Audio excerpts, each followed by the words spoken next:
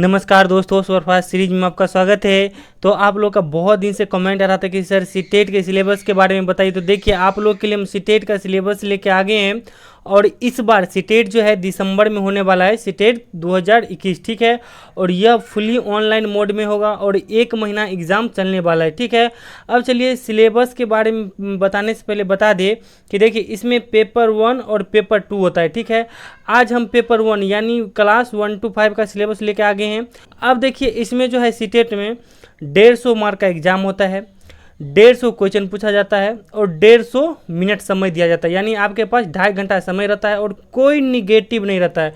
यानी आप अगर गलत करके भी आते हैं तो कोई उससे आपका नुकसान नहीं होगा या कोई निगेटिव मार्क नहीं कटेगा, ठीक है। अब चलिए सिलेबस की बात करते हैं और ख़ासकर यह भी इस वीडियो में बताएंगे कि देखिए, जो बिहार के स्टूडेंट हैं उनको मान लीजिए बहुत सारे स्टूडेंट को इंग्लिश नहीं आता है, तो उनके लिए ऑप्शन रहता है कि इंग्लिश के जगह जो है दूसरा भी सब्जेक्ट रख सकते हैं।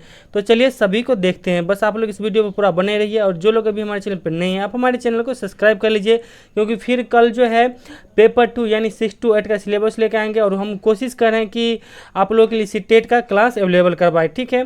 तो देखिए, पहला है बाल विकास व शिक्षा शास्त्र। यह जो है 30 मार्क का पूछा जाता है। अब देखिए, इसमें बताते हैं जो भी 30 मार्क का है उसमें जो है 15 उसी सब्जेक्ट से जो है पेडागोजी पूछा जाता है और यह बाल विकास व शिक्षा शास्त्र जो है खुद पेडागोजी है पूरा टोटल, ठीक है। अब देखिए, अंग्रेजी है, अंग्रेजी भी 30 मार्क का पूछा जाता है।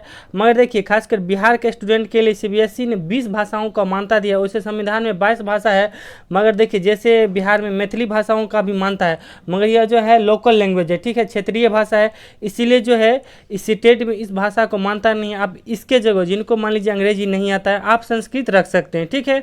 अब देखिए, तीसरा है हिंदी। हिंदी भी 30 मार्क का पूछा जाता है। अब अगला है पर्यावरण अध्ययन, यह भी 30 मार्क का पूछा जाता है। और अगला है गणित और यह भी जो है 30 मार्क का पूछा जाता है। यानी टोटल जो है आपका 150 मार्क का एग्ज़ाम होता है और इसमें कोई निगेटिव नहीं होता है, ठीक है। अब देखिए, इसी में जो है अब सभी के मान लीजिए 15, मान लीजिए हिंदी है, तो आप एक काम कीजिएगा, जब आप फॉर्म भरते हैं तो हिंदी में एक होशियारी क्या कीजिएगा, जब हिंदी देते हैं तो लैंग्वेज 2 में दीजिएगा। क्योंकि देखिए, यदि आप लैंग्वेज 1 में हिंदी चूज करते हैं तो क्या होगा, वहाँ आपको ग्रामर भी आ जाएगा या फिर आपको कविता टाइप का आ जाएगा। अगर मान लीजिए आपको कविता दे देगा और फिर उससे कहेगा आंसर देने के लिए, मान लीजिए अगर आप कविता का अर्थ नहीं जानते हैं तो कैसे दीजिएगा। इसीलिए आप पेपर 2 में जो लैंग्वेज 2 में हिंदी को चुनिएगा और वहाँ क्या होता है कि पूरा कहानी टाइप का देता है और सिर्फ उससे देख के जो है आंसर देना रहता है। तो वहाँ ऐसे में क्या होगा कि आपका मार्क जो है इंक्रीज होगा।